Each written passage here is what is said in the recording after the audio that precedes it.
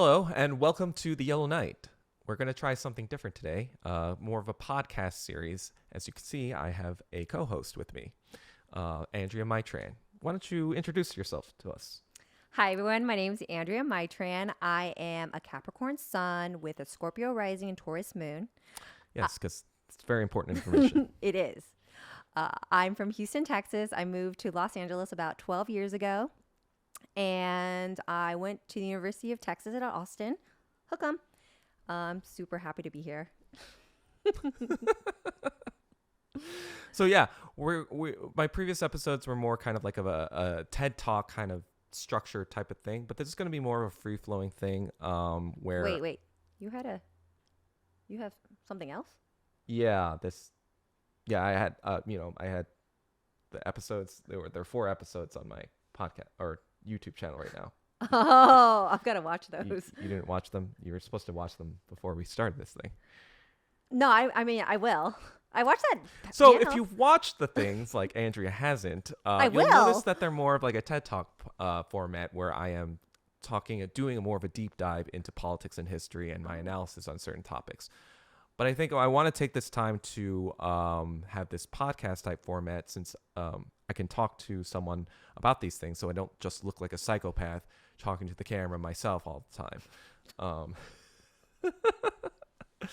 Despite what people might think I am, I do have a modicum of self-awareness. And but why don't you tell us how this even came about? Well, first, before we can do that, why don't you tell the people how we met? Oh, right. So we met around 2015, end of 2015-ish. No, middle of 2015. Middle of This guy doesn't 2015. even remember. September 2015. No. Yes. No. Yeah. No. Yes. No. Anyway, we met sometime in 2015. Date unknown. Basically, she had to film a web series at my place. It was April. She's an actress, or she... Now, are you still an actress? Hey, let's just we met. Yes. Anyway, we met, and we instantly realized we had this sort of chemistry, I guess. Chemie. The chemistry must be respected, as you can see. But there would be... I think, like, I have an intense kind of personality, and when I get into something... I can go steamroll right like 100 miles an hour and like, nothing can... people are usually a little bit intimidated, but I think right off the bat, Andrea, she doesn't take anyone's shit. So she was willing to say, fuck you, shut the fuck up. Yes. Whenever she wants. And I was like, oh, shit, this person does not give a fuck. And believe it or not, I feel like I don't have a filter, but I feel like Andrea has no filter at all. So I think it was like a good kind of like a way to talk to somebody who doesn't mind challenging me every now and then, and who will tell me to shut the fuck up when I need to shut the fuck up. So I thought this would be a good way for me to talk with somebody about my crazy ideas and somebody who is willing to push back when like I think, yeah. All right, so I'll take over from here. Yeah. So the reason that this got started was because I started an American government class, and as I was starting to take the class, I realized just how much, number one, I didn't know, but also to how overwhelmed I felt with the information because it just didn't register. So I thought I'd give Doug a call because about 2 years ago, I started talking to him during the height of the pandemic, and he was just railing about Asian American violence and how he did a deep dive into not only the history of it, but the history of previous governments and the world, really. And so I thought, oh man, I can give this guy a call because he'll know a lot more than I will, and I won't have to Google and do a whole bunch of reading. I just call him, he'll just tell me, and I can write my paper. But from there, I realized, dude, Doug is so great at sharing information that helps me to actually understand. So I asked him, I was like, hey, do you think this would be a great way to help other people ingest and understand all this information? Yeah, so I think you would say that I wasn't even political when you first met me, right? No, dude. When I first met him, all he cared about was gambling and Breaking Bad. First of all, I didn't care about gambling that much. I was just doing gambling. But yes, Breaking Bad, yes, as you can see. Obsessive. So if you don't know this already about Doug, he gets obsessive about things. So when he decided to get interested in the I guess, histories of the past, he got obsessive about it. So he has so much information, so much knowledge in terms of everything that has happened in the past, everything that's going on now. And when you ask him a question, I wouldn't say that you have photographic memory, but you have a really good memory. Yeah, I'm almost like your personal chat GPT, just doing your homework for you. Almost, but you're not, Yeah. because they would do it for you. Wow. Okay. Anyway, yeah.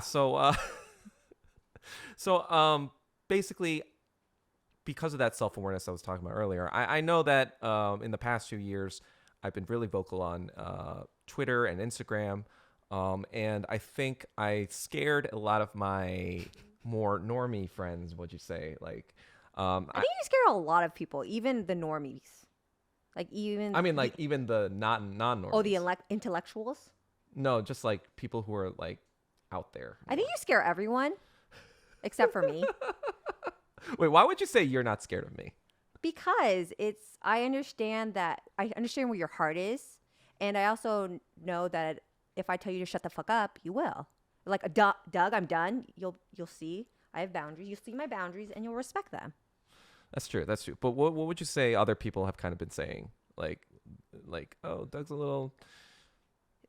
Everyone says that you're intense, but that's all they say. They never badmouth you around me because I won't take it. It's not okay. What? Wait. But like, do you think they would badmouth me to other people? Probably. But why do you think that they wouldn't badmouth me to you? Because I wouldn't let them. Oh, okay. It's like I shut them down, just as Okay. I would shut you down if you were talking too much.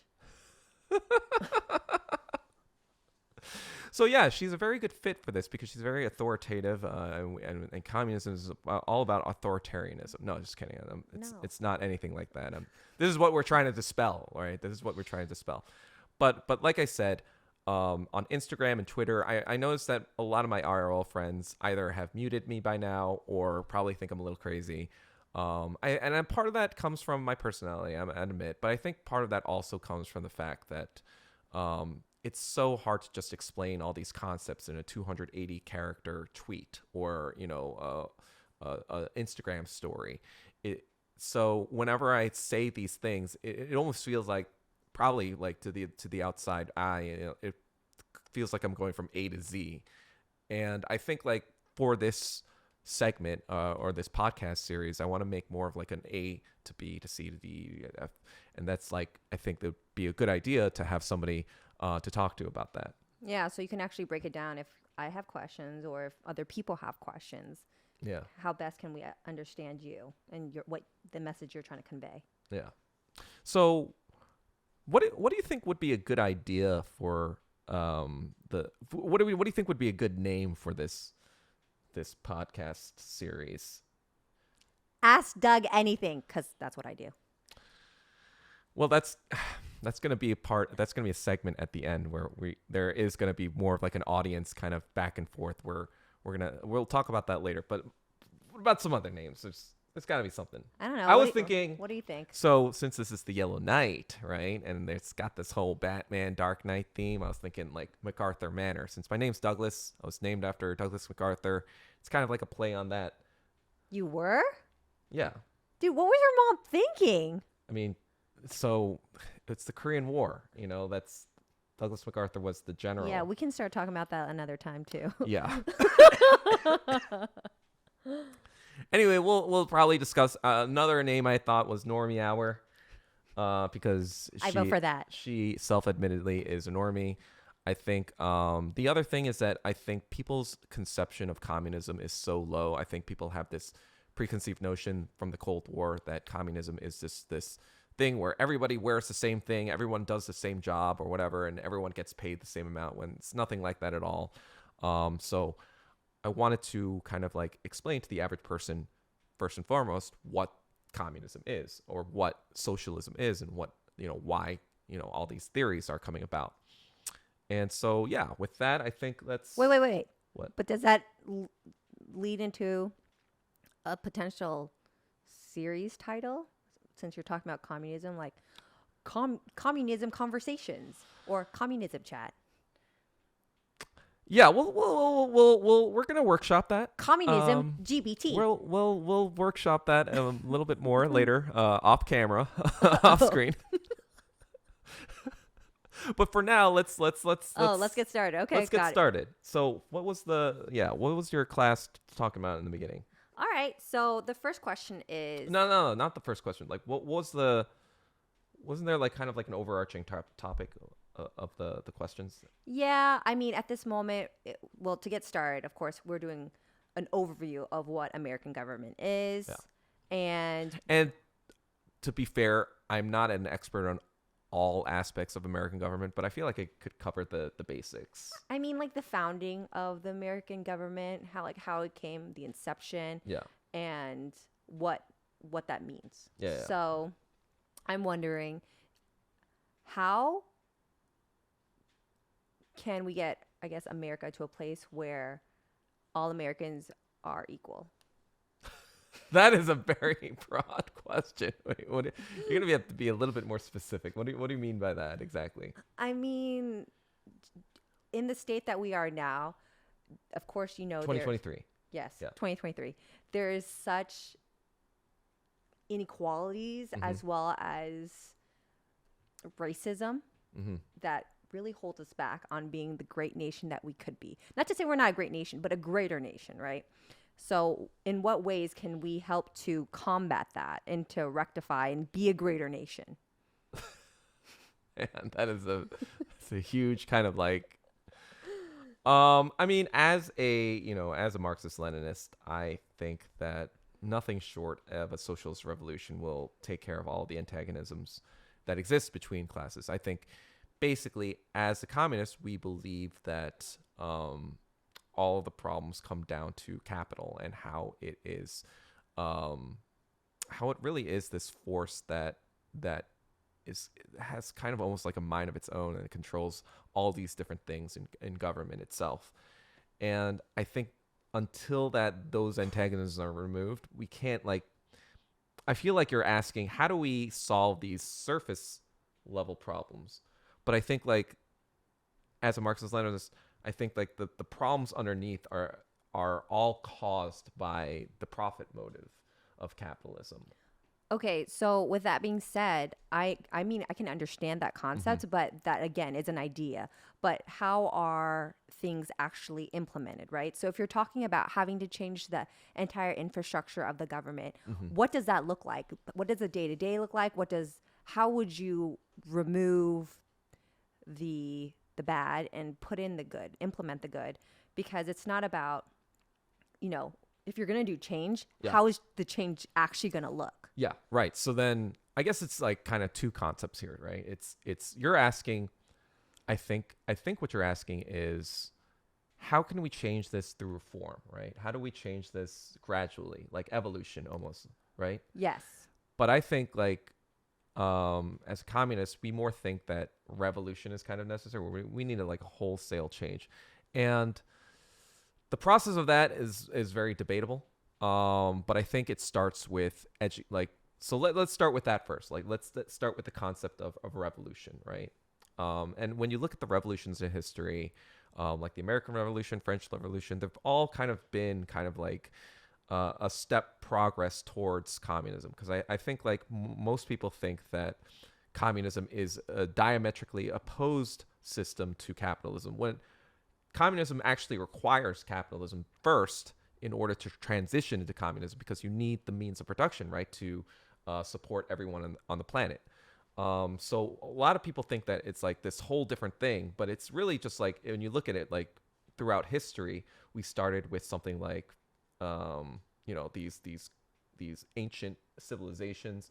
Then we had kind of like feudalism, like in Europe. Then we had like monarchies. Like that also, it's kind of like used this feudalistic system. Wait, let me back you up a little bit. Yeah. What was the Roman Empire? Roman Empire, yeah. I mean, that was like more of a kind of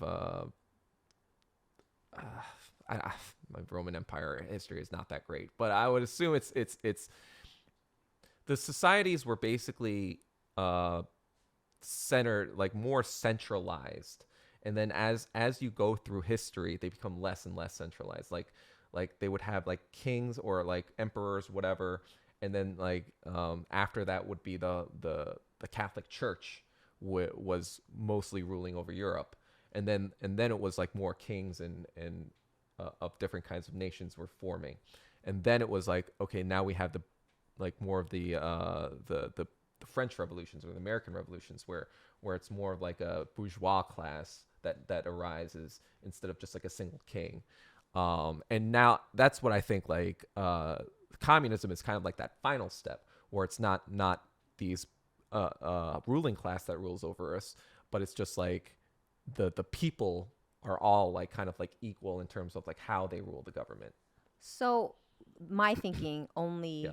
because of what's happened in the past in Hmm. terms of the way that America formed, we definitely came from Europe and we adopted the same types of laws, very similar, if not exactly the same type of laws. Like, what kind of systems are going to be needed for communism to actually take root and prosper in this kind of environment? So before that, we have to. I think there's a lot of propaganda that needs to be undone about communism. I think after World War II in 1945, that's really when the two big superpowers were the Soviet Union and the United States, right? And the United States hated communism. They did not want communism to spread because they knew that eventually, if enough people thought, "Oh, communism is a pretty good kind of system," that their bag is going to be threatened, right? The ruling class in America was like, "No, we got to squelch that shit because like if people get the wrong idea here, they're going to come for our money." So what they did was they just they obviously tried to stop it militarily, like with the wars in Korea and Vietnam. But other than that, they used propaganda to kind of make people scared of communism. Make it seem like, oh, communism is a suppressive thing. You can't do anything, and they control you, and they you can't. Everyone thinks the same way, and like books like Animal Farm. Have you read Animal Farm, George Dude, Orwell? read that in eighth grade. Okay, well, it's an allegory for the Soviet Union, but it's written in such a way that it makes you think, oh, if you're a communist country, everything is like, all the same, and there's no individualism and there's no like individual thought, and so they made it like very, they tried to make it as diametrically opposed to America as possible. They presented America as this, you have freedom and there's democracy and everyone gets a fair say. Okay, well, isn't China communist at this moment? They are, so this lends itself to another kind of definitional thing. Communism is the final state of where all the antagonisms are removed, and now it is the dictatorship of the proletariat, and there is no need for a centralized state anymore. But Wait, let's dumb that down. basically, Uh-huh. basically Normie. from democratic capitalism to communism, there is theorized that there's this intermediate step, right? Because like if you go from like capitalism just to you can't really like just go there because like that's like a huge change, right? That's like, I don't even know what that would look like. Like you'd have to have like, people forcing people to do certain things or whatever. But I would say the way people think about it is that there's an in between phase called socialism that is designed to kind of like say, okay, let's see where the big problems exist. And I think where the biggest problems exist are the companies that still make money on things that are like hundreds of years old, like in the or many years old in the making, but everyone needs these kind of things, Like salt. like salt or water, or like these things that already kind of almost are nationalized in America as well, like stuff like energy, water, whatever, stuff that people actually um that are very necessary, right, for the society to keep going. Some would argue that that would include healthcare, right? Like that's been a big debate in our nation for the past thing, and how insurance companies, are they really like deserving of the money that they're making of on the healthcare industry? And so the idea would be to remove slowly one by one, be like, okay, maybe like for example, maybe we do start with the healthcare being like, okay, now we're going to nationalize healthcare, or we're going to make it so, everyone has this base layer. And then, yeah, if you want additional healthcare, you can pay out of pocket, or, maybe there are insurance companies left over for that. But the idea is that like you transition state to state to state until finally everything is more kind of like equalized, where people get their basic necessities met, and the society isn't functioning on like this, people trying to like nickel and dime you for every last thing. Okay, number one, are there any places like that now that have socialism or any type of socialist policies that show that that's actually successful? Number two, how can you say that just because socialism or communism happens, people would stop penny pinching? It's not about penny pinching. It's about but yes, like you said, like in socialism. So an example would be China. What you're talking about. Really? Yeah. Wait. What's your? So yeah. Just let me know what is your conception of today's China? I'm curious. They make a lots of money. They keep on the most of monies. They had cracked down on COVID-19, and they're trying to take Taiwan. Wait. But before that, before we go into taking all the money, like I said, normie hour. Wait, don't they not like? They like to keep all the funds in house. Like, if someone is making money, they keep the money. Okay. And then okay, so Okay. All right. I'm gonna compose myself now. But before that, what was your conception of like China back when you were a kid? Like, it's large. Let's be real. In the 90s, as a kid, I didn't think anything of China. Like, oh, I want to go to the Great Wall. That's about it. But like, what did you think, or what would you say like media reports would say about China, and what would you be like if you were to conceive Beijing, right? What would you think in your mind? You wouldn't think like they got the money. Right? Oh no, I wouldn't think that at all. I would think they are. Well, no, I don't want to say money grubbing, but after hearing what happened to Hong Kong, right when the pandemic hit, I just have such negative ideas of what it was. And also, let's be real, growing up in America, the type of history classes we take where there's just like dictators and rulers that just freaking have an iron fist, I didn't really have a positive idea of China from that. So right. So then like you'd say, growing up, you'd say, the stuff you were reading about China was fairly negative. yes. So your conception of China, like, what would you say the average Chinese person was like back then? Back then? Oh, Yeah. dude, you're asking me for information that I'm not going to have available. Like, Okay. now maybe like nice. I mean, no, I lied. I wouldn't think only nice people are from like areas that maybe rural. But you would say they would probably be like poor, or they're working in a factory, or Yeah. yeah.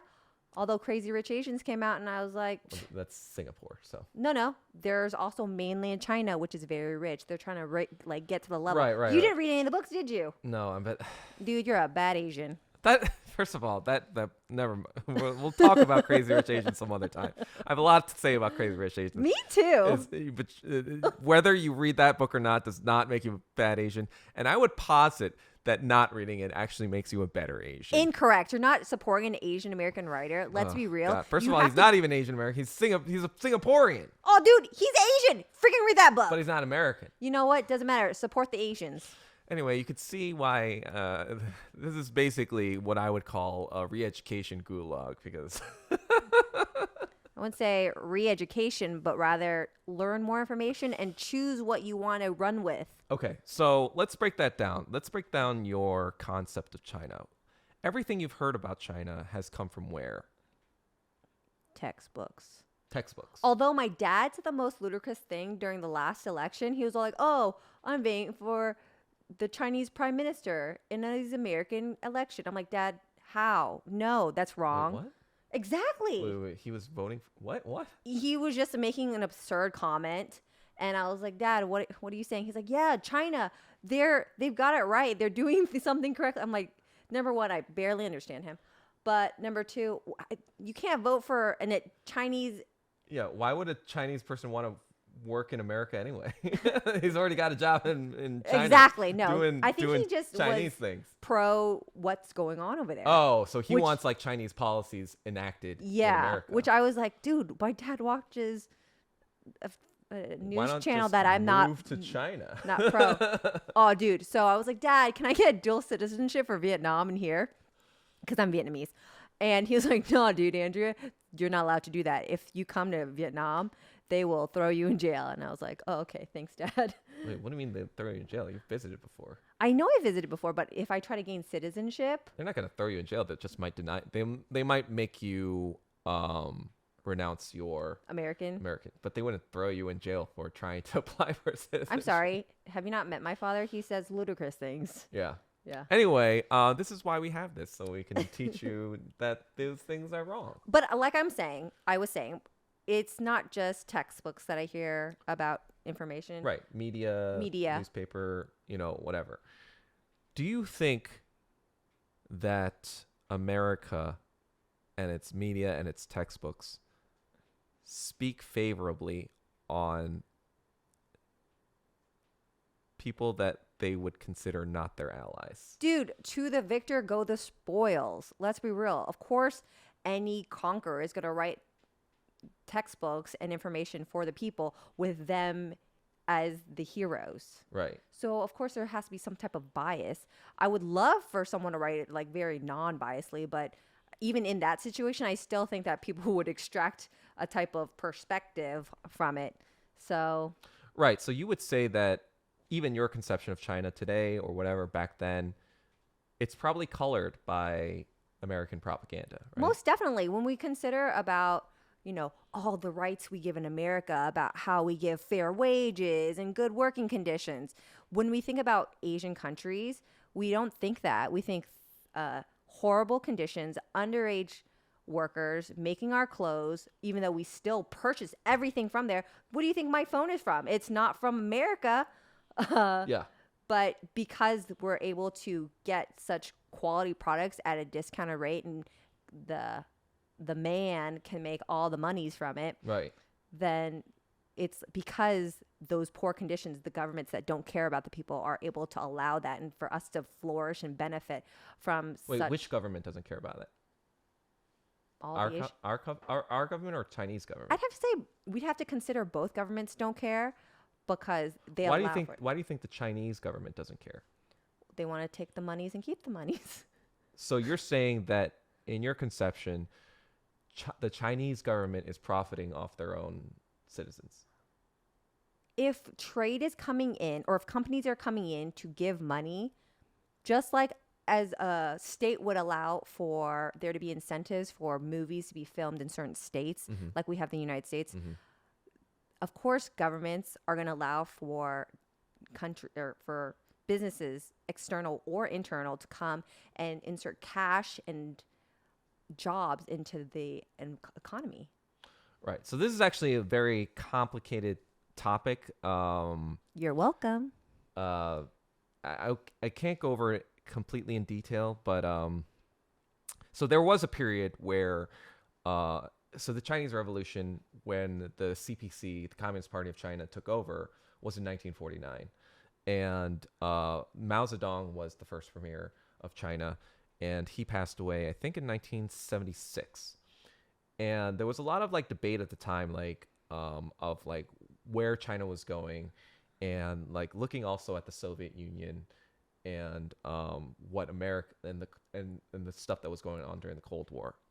And so after Mao Zedong died, there was a little bit of a power struggle to sum up, but basically a couple years later, a premier called Deng Xiaoping took over, and he was saying that like Mao did a lot of great things for us, but economically we can't just like rely on our own economy to support ourselves. There's still so many people starving. There's still so many people in poverty. And communism is, he said something like, socialism is not just about poverty. Like we need to,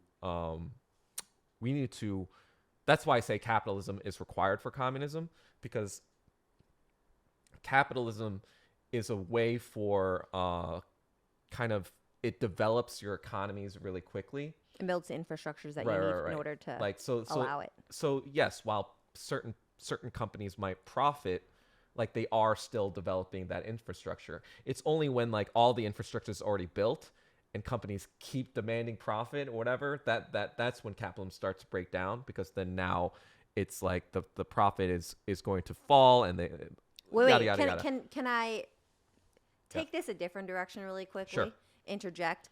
So currently, they're doing this thing in the northeast sector of the United States where Walmart is kind of rejuvenating certain Walmarts so that they'll get a higher profit margin on, I'd have to say, more luxury goods. Not to say it's like you're not going to buy Hermes from Walmart, but you're going to buy more high quality products. Mm-hmm. But my question goes into like, I wouldn't say that Walmart is the bottom of the line, but it creates, it's a place for people to buy things at a very affordable price. Yeah, that's what it's kind of always been. Yeah, but the thing is, the quality of the products and the management and the staff. Not to say all Walmarts are this way, but I went to one recently and it was just like not in a good way. The staff was not engaged. Mm-hmm. There was, I don't want to say way too many customers, but there wasn't enough help to assist all the people who were there. And the shelves were in stock. The inventory was like a muck. I tried to buy a box of tea, but as I was walking towards the registers, I noticed it was already open. There was things torn. And again, this is Walmart where they have affordable things. Not to say people can't afford it, but it's more affordable. So in that way, if communism or socialism were to take place, how could a certain quality be maintained to ensure that everyone gets access to quality products? Okay, so that's a whole different question. I'll get back to that, but I'll answer it kind of like this. Where do you think most of the products we consume comes from? Places. But where do you think they're manufactured? Look at the tags. Some things say made in Vietnam, made in Thailand, made in India. Something. Would you say a lot of them say made in China? They used to. They may still. I haven't been purchasing things, so I'm not sure. Yeah, we consume a lot of things from China and Vietnam, like you said. They produce, and that's why they get a lot of bad rap in the press about pollution and everything. But that's because so what I was talking about actually before was that the Deng Xiaoping guy, he is the one that kind of like said, we need to open up. We need to attract capital investment. Because like if we're just like communist, then all these Western companies, they're not going to want to invest in our nation because they have no reason to. They have no way to make profit off making stuff in China. But if we open up and we allow American companies to now invest, now they can make money off the labor that we provide, and we can start making money off the products that we're trading with them. And so that's when a lot of American companies actually moved a lot of their manufacturing overseas to China, and so China started producing a lot of goods that America then bought, and that's kind of like why products have been kind of like cheap in America for the past 40 years or so, because this was around the late 70s when he took over, and they started opening up in right around that period. And American companies went in, they started manufacturing a lot of their stuff in China, and the Chinese economy grew as a result. In the past 40 years, for example, they actually lifted 800 million of their own people out of poverty. It's like pretty much unprecedented. Okay, wait, but you're saying they raised that many people out of poverty. Yeah. But what's the growth of the country and what's the percentage of bringing people out of? I'm glad you asked. Oh, of course I asked. Otherwise, it would just be relative. I think when you look at the GDP numbers, I'm not exactly sure what the exact date was, but I think like I looked at like. Are you gonna do a fact check and provide that information after the fact in the podcast? Yes. Good. I don't know. Do it. Maybe. Yeah, sure. For the next episode, I will. Or you can just insert it at the end of this one. Yes. Or in like the comment section. Yes. All of those things. Anyway, I think I've read something like in the 1980s or 1990s or something like 30, 40 years ago, the GDP of China was around $420 billion. Okay. And so I'm not sure about the population numbers at the time. They're probably a little less. But the GDP is like $400, I think. Well, like, right? 400 billion. If let's say there was 1 billion back then, right? And you had like wow. 400 billion. That's like $400 Yeah. a person. That's nice. That's not nice. No. But now what do we see? I mean, from nothing. But guess what their GDP is today? Do you really want me to guess?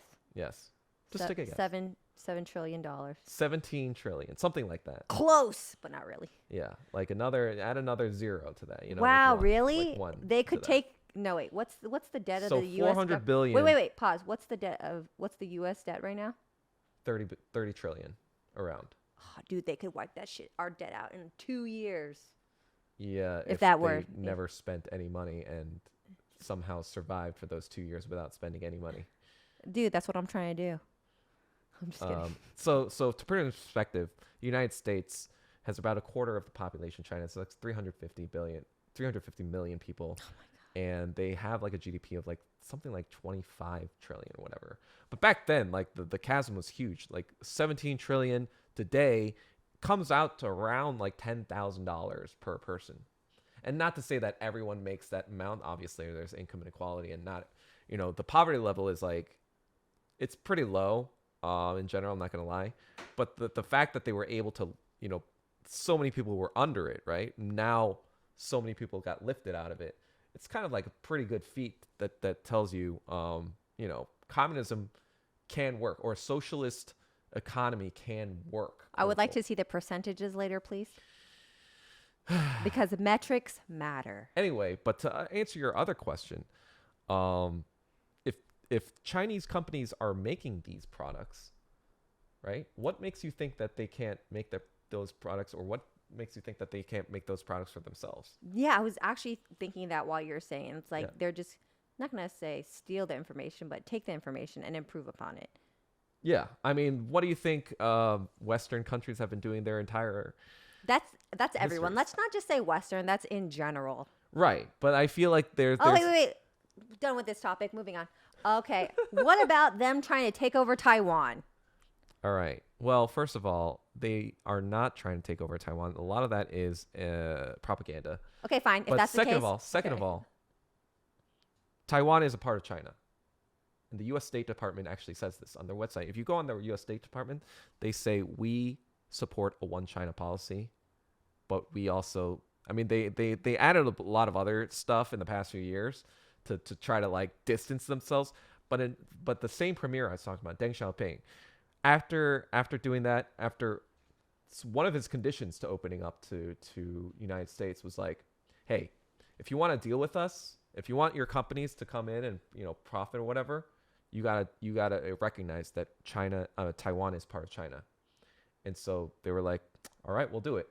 The United States, on the other hand, what they thought was going to happen was that as China opened up, its own citizens would be like, oh, look at how great capitalism is, and like, look at all these products we're getting now, and that they would revolt or whatever themselves and cause kind of like civil unrest. Fortunately, I guess, in my opinion, China knew that was their game, but they were thinking, this is the long game. We want to like strengthen the economy and strengthen our military, strengthen our resources. Take all the money. Take all the monies and keep all the monies, right? Yeah. because before the Communist Party took over in 1949, China had what's known as the Century of Humiliation. They were colonized just like every other country that's non-European, right? Non-Western. A lot of people actually don't know this, but like a lot of the reason British and Americans made a lot of money off China was that they sold them opium. They sold them heroin basically for a century. They actually fought wars in order to sell them heroin. And that's like one of the opium wars in the 1850s. As a result, they took over Hong Kong. They basically said, this is ours now. And because like there's, Hong Kong is a very strategic like trade location. Yeah. So for them, they're like, this is ours now. So Deng Xiaoping, the other thing Deng Xiaoping says, like, if you want, it's said to England, if you want us to open up to you, whatever, you have to recognize that you have to hand Hong Kong back to us. So in there was an agreement that was made that said basically in 1997 we will hand over Hong Kong back to you, and there'll be a 50-year period where there'll be like one system in Hong Kong that will remain in place, and after that 50 years is over, like Hong Kong will be fully China's. And with Taiwan, it was it's a lot of like kind of like misconception that like Taiwan was a separate country, but what happened was in 1949 there was that civil war between two factions in China. Both consider themselves to be the true China, I guess. They've been in civil conflict before World War II, but during World War II they were like, we need to make a truce because the Japanese are the main threat right now. So after the truce was over, they resumed their civil war. So one faction was called the KMT, which is more of like they wanted to be more like a Western style capitalist nationalist country. And the other was the CPC, which was the Communist Party of China.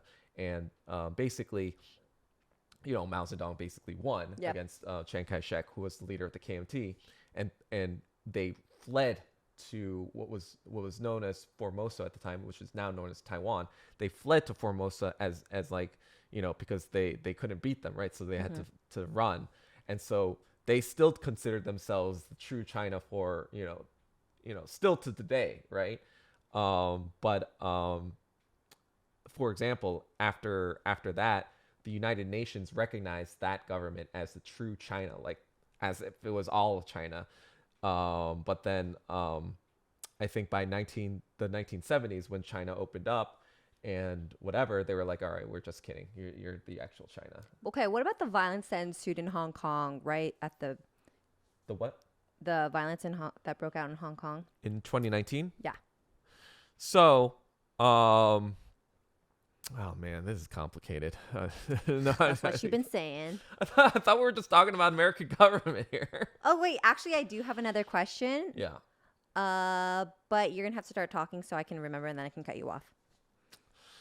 Okay, so the Hong Kong thing is kind of like. Oh wait, I do know.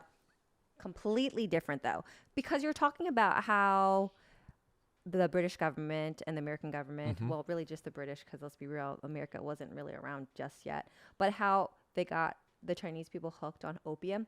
Yeah. So a lot of people don't know this, but a lot of the Northeast actually benefit. There was like, I think 10% of the opium trade was America, and 90% was the British. Okay, moving on. But then a lot of people don't know, but like places like Harvard, a lot of the Ivy Leagues were built on opium money. Like they have like buildings named after people who were part of the opium trade. Wild.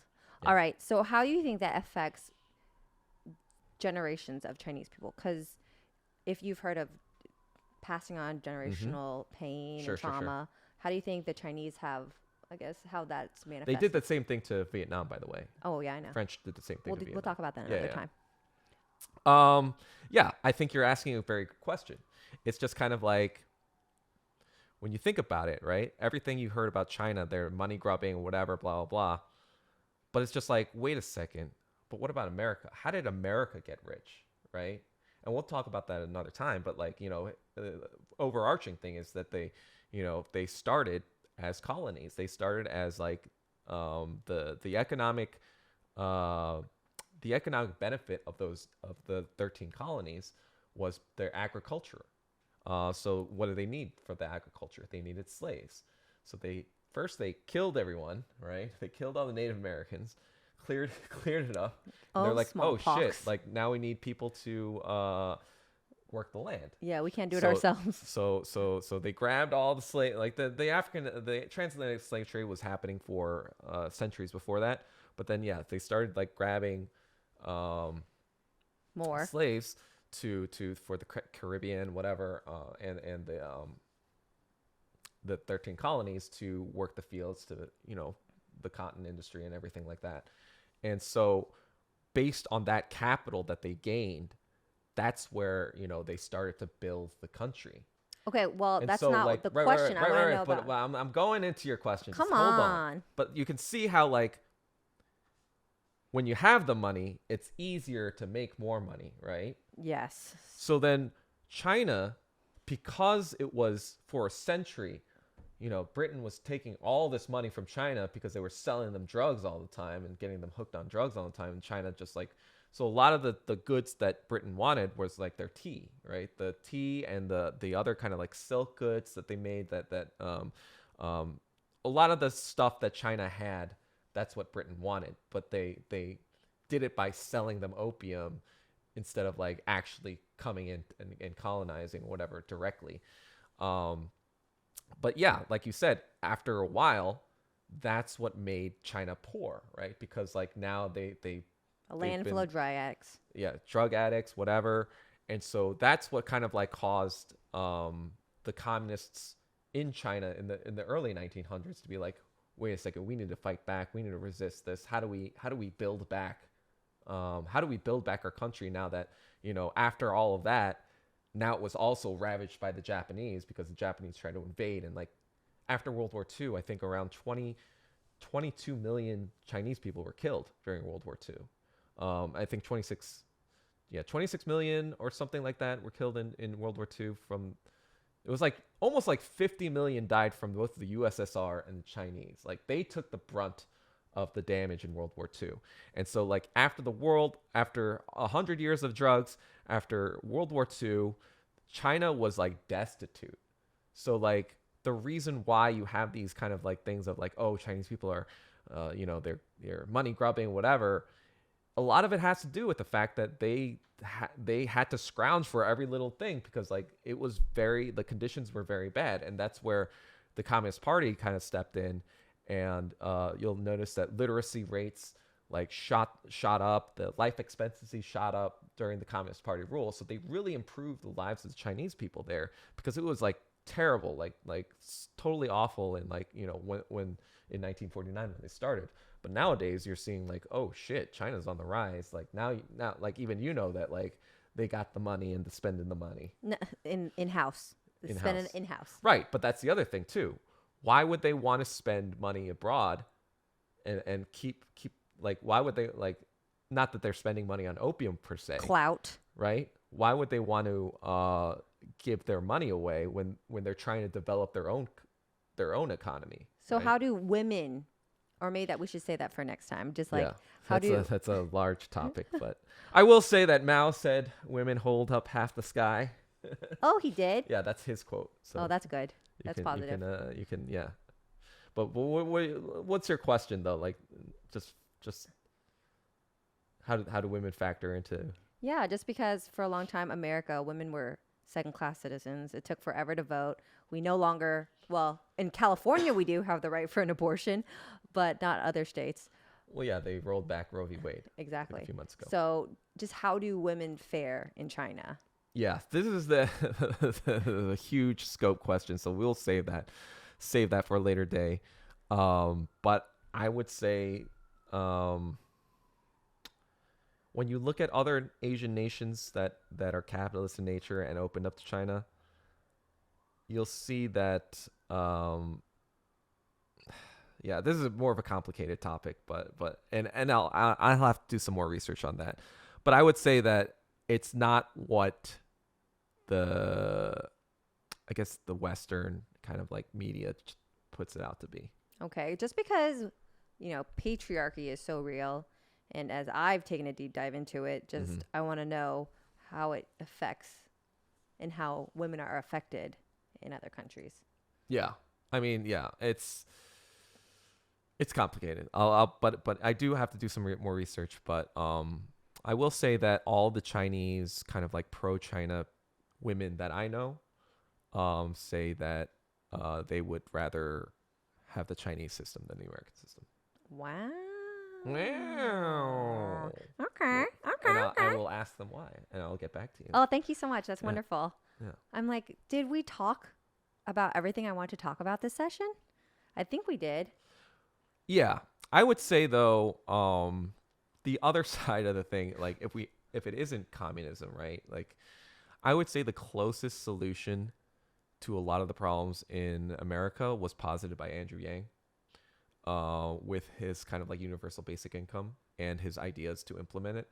I would say that yeah, like the biggest companies right now, or the people who are benefiting the most off America are the tech companies, right? Because Facebook, Google, Apple, whatever, they have a lot of data on us. Oh, yes. And the reason why this is important is because back in the day, when companies wanted to sell you something, they had to do market research, they had to pay advertising companies, and advertising companies, sometimes, they'd get a hit. Like you've seen Mad Men, I'm sure. Sometimes it'd be like creative, like whatever. But a lot of the other times it'd be like throwing darts at a board and be like how do we get people to buy this product? Right? Hopefully this hits. Yeah. But with all this data now, companies know exactly how to target and like how much to target and like how to extract the maximum amount of money from and their time customers. and attention. Time and attention, whatever. They know exactly how to approach you, how to sell you a product, so you're like, oh shit, I gotta get this thing. True. Like they even know, like, there's been, like they even know what you're thinking about, like whatever. Mm-hmm. And so for that information, the companies that are these tech companies, they're charging, not a lot, but like enough to make it worth it for these companies. So that's how they make most of their money, like by targeted ads and all these things. And when you have the entire kind of pie, right? Because I don't know if you've noticed, but like journalism, whatever, it's a lot of it's dying right now because like social media has just kind of like taken over. And how does journalism survive? It survives through advertisements. And because of all of that, they are these huge companies, but they're making money off the companies that are making money off of us. So Andrew Yang's proposal was like have a UBI system that takes both from like the data that these tech companies are taking of, or like take a little bit of that cut of that money that they're making off of us, but also like from some consumers who are paying too much, or not paying too much, who are the more wealthier consumers who are buying certain things that would be an extra tax on top of that. So it's almost kind of like a circuitous way of like redistributing wealth. But I think it would be an effective, at least temporary stopgap to a lot of the problems that are growing today. Well, I don't know if those policies, especially in the environment that we live in, would actually be effective, just because there would be people who oppose it and would be able to put potential loopholes in it or find loopholes. Right. So I would say it's the best possible strategy, at least in the short term, to alleviate some of the stuff that's going on with capitalism. Okay. But I say it's not a perfect solution. Dude, wait, you want to talk about the recession right now? What about the recession? So people keep talking about the recession, about how it's going to happen. Massive layoffs have been happening. When is the recession actually going to hit? I mean, some would say that it's already hit. If you notice, a couple months ago or a few months ago, there was like something like the definition of recession was changed on the official like U.S. government site to like something else. What? Yeah, they changed the definition. Wait, who clocked it though? I'm not sure. I'll look that up later for you. Good. But it was like so sketchy because like I think the definition of recession is 2 consecutive quarters of negative GDP growth. And I think they changed it somehow. Like they made some sort of like adjustment. Well, I wouldn't. That's. I mean, that's not crazy to me. Only because as the times are changing, you got to keep up with the times. You got to be agile. So if it's less, if the recession, if they view it as something different, then they have to. Nah, that's bullshit. All right. All right. Yeah. All right. All right. It's just basically it was.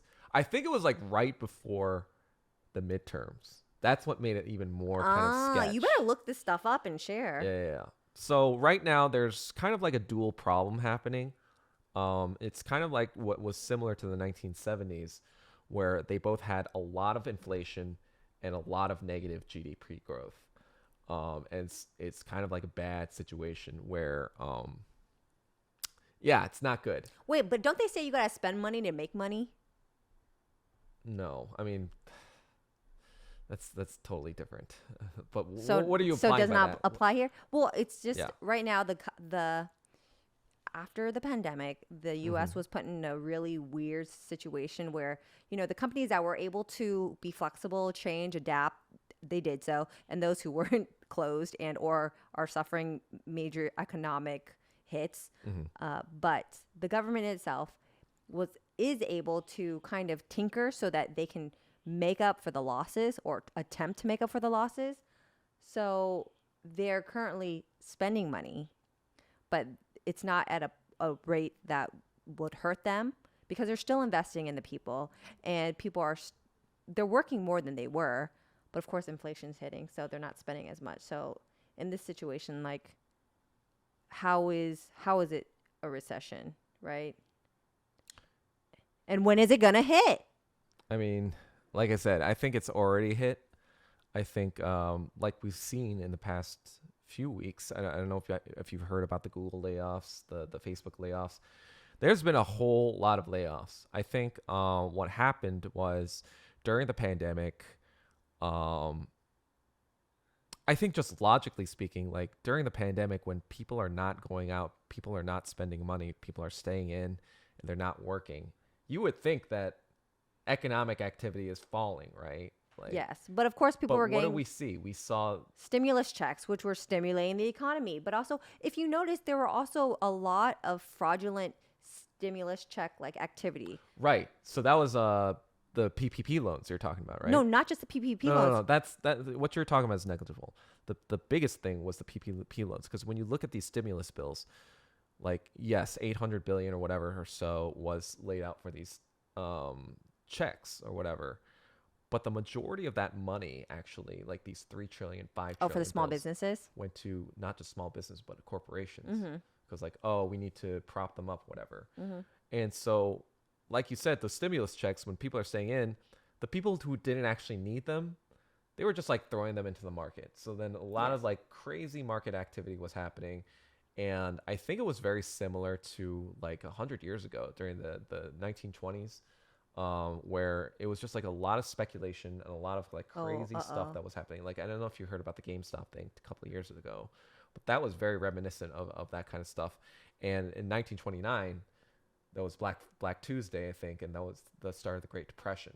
And a depression is basically, I think it's something like, a depression is like 4 consecutive like GDP negative growth. Oh my God. Like a year of whatever.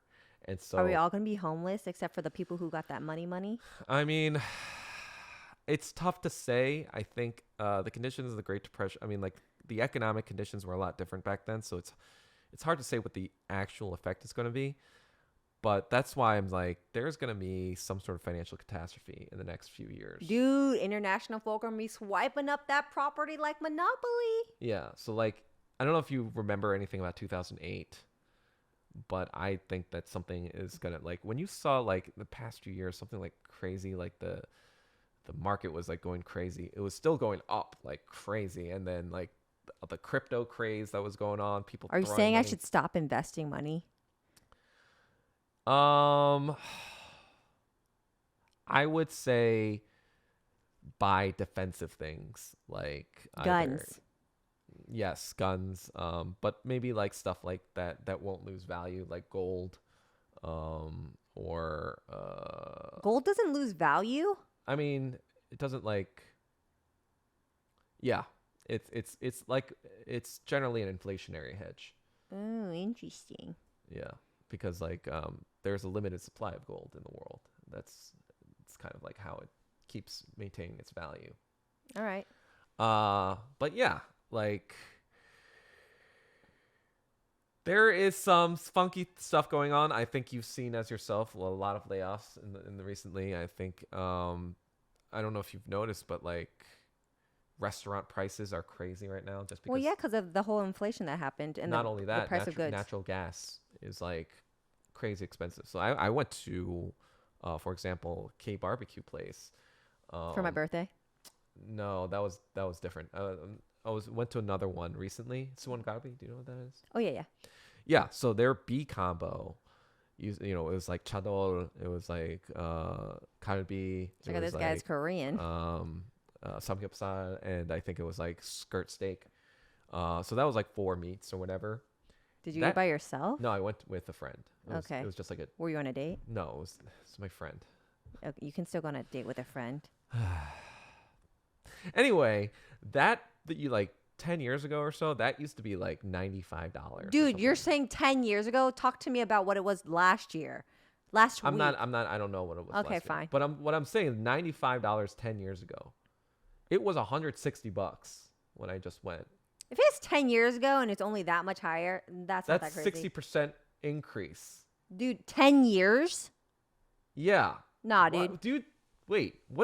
How high do you think inflation is in general? I'm just saying, like, if you're going to a spot and it's 10 years ago, come on. Do you have a concept of mathematics? Yeah, 10 years ago, the gas prices I was paying, much different than the amount that I'm paying now. What were they 10 years ago? 10 years ago? What would you say? I can only think about 20 years ago, actually. When I think about 20 years ago, I'm like thinking 20 years is a little different than 199 or like 290, something crazy. Yeah, but you were in Houston back then. Of course I was in Houston. Yeah, Houston is a little different. Yeah, but imagine they're paying like $3.29 now. I mean, okay. So okay, let's take that. $2 back then and $3.29 now, right?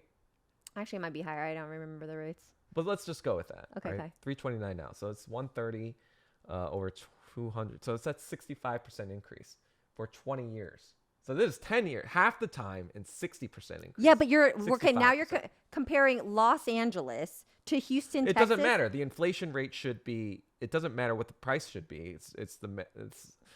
Anyway. The point is, inflation is fucking. Are you including tip and tax? Yes, I'm just talking about the sticker price. Oh, okay. Not talking. Oh, God. Because some people include the tip and tax when they're talking about prices. I'm like, yo. You gotta not include those. Some people will tip like 5%, others 15, 25. As long as the base of what you're talking about is the same, right. The percentage should be equivalent. Also, management changes, so prices change like that too. Yeah. Has it been around for 10 years? This place has been around for more than 10 years. Oh, wow. Yeah, there's a lot of like Suungarabi or what's the other one? BCD Tofu House? No, I don't really like that one. It's okay. Gangwon-do, Baekdong. Oh, yeah. Yeah. Nice. Yeah. I gotta say, I do not like Park's barbecue. Yeah. I'm gonna stick by that. I'm not too much of a fan of Park's, to be honest, myself. I think it's just like kind of the thing, like, you know, when Jiro Dreams of Sushi came out? Yeah. Everyone went to Jiro or whatever. Yeah. And like the people I talk to that know Japan, they're like, yeah, Jiro's pretty good, but it's not the best. You know, like, but I think like everyone because America romanticized it. Yeah, exactly. So like, I think it's kind of the same thing. Wait, can we go back to China? Okay, what about the whole China? Go back to China. Can you go back to China? The idea of China, right? Mm-hmm. Isn't it? Is it true or not true that they? That they filter the media that their citizens see? Like they don't let. It is true. It is true. They don't let Americans, or they don't let the Chinese watch all the things that America produces.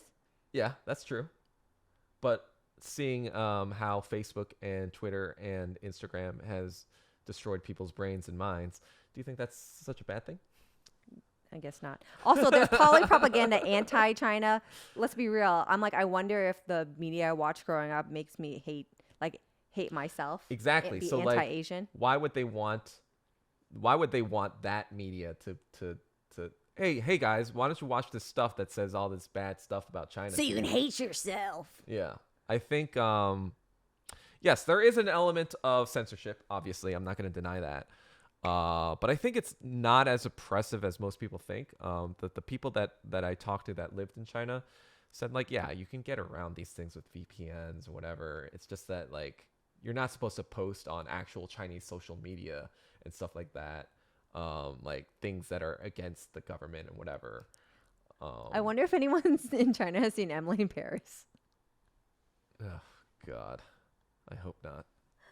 I mean, Netflix is banned in China, but like, yes, if they really wanted to, they could subscribe to like, or to find some friends, Netflix account, get a VPN and whatever, and watch them, whatever. There's Chinese people are not stupid, ignorant people that Do you think they like Dave Chappelle?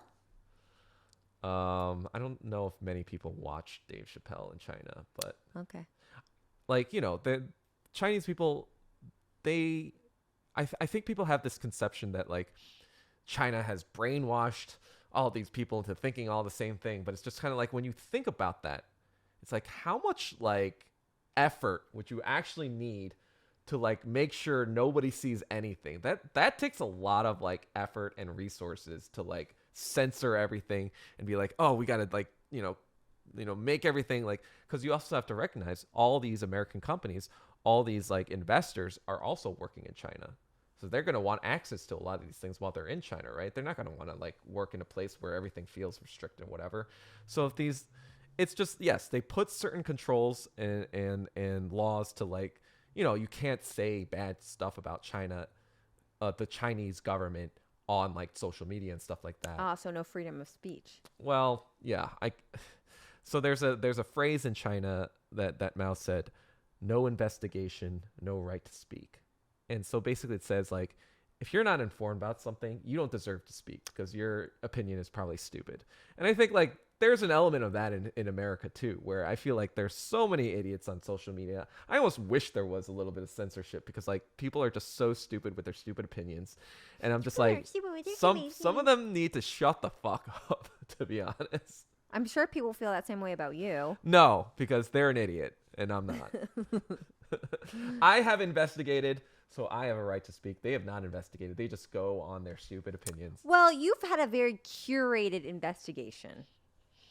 You haven't read all the data. You are yourself not a robot. Sure, I haven't read all of it, but I've read at least whatever, like X% of it, where they have read 1%? Like yeah, but even that 1% is like 100 times. They've read probably like 0.01%. Okay, comparatively better, but still not good. Oh, God.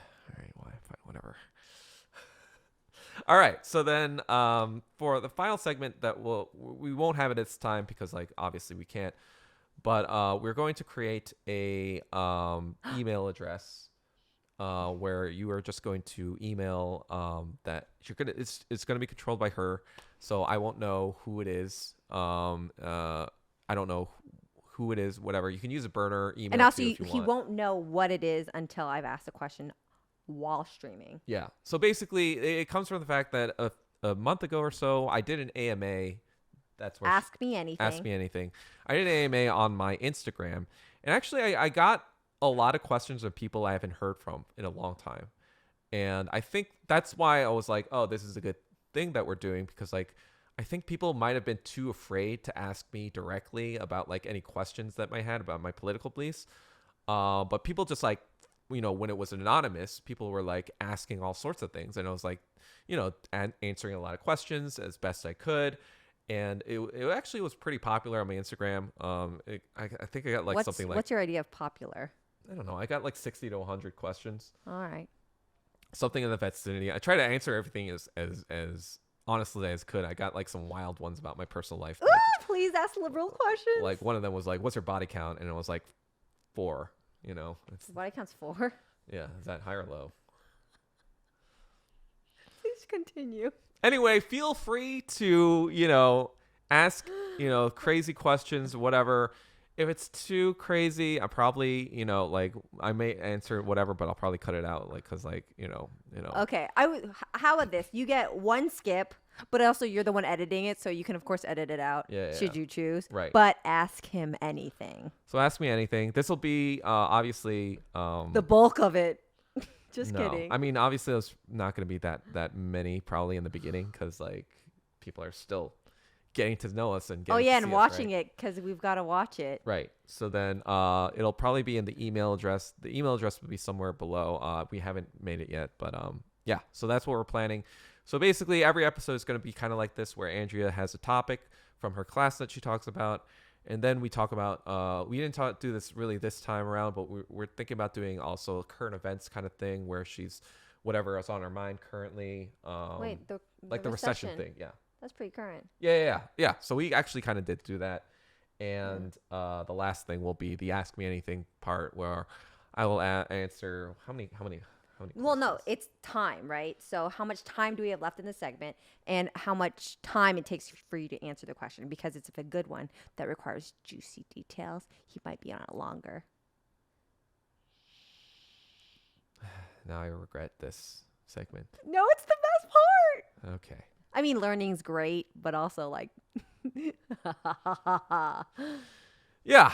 So that's it for today. Do you have anything you want to add or? Oh, thank you so much for watching. I hope you leave comments on feedback, whether it be good or bad. Please do provide both. We want to, get better. Please ask questions, any relevant questions that you have pertaining to the government, American, or anything else. Oh, I want to ask about Canada next time. What do you want to know about? Canada. Okay, I guess. Yeah. Yeah. All right. Signing off then.